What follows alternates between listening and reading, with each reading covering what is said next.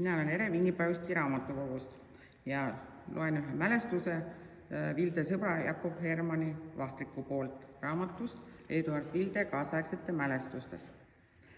Sõitis sõprad seal Harju-Jaani kiriku juurde kooliõpetaja Andevee poole külla. Olid puha kooli ametivennad Vilde, Vahtrik, Kügi Lintrop, Aruküla kooliõpetaja ning luuletaja Ooniks ja veel paar teist. Vintispäi sattus seltskond kaardimängu juures tülli ja Ooniksi ning Vahtriku vahel pidi tulema kahevõitlus. Ooniksi sekundandiks oli Andevei, Vahtriku omaks Vilde. Õnnetuseks või õnneks leidus majas laskeriistadest ainult üks püss. Sellepärast otsustati, et vastased lasevad kordamööda. Liisu järgi pidi Vahtrik esimesena laskma ja ta sihtis meelega mööda.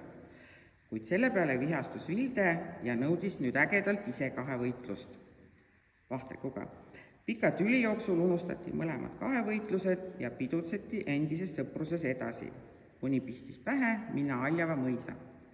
Seal juhtusid härrastemaas kodus olema ainult 3 vanapiigast mõisapreilit, kes jõid parajasti sünnipäevakohti.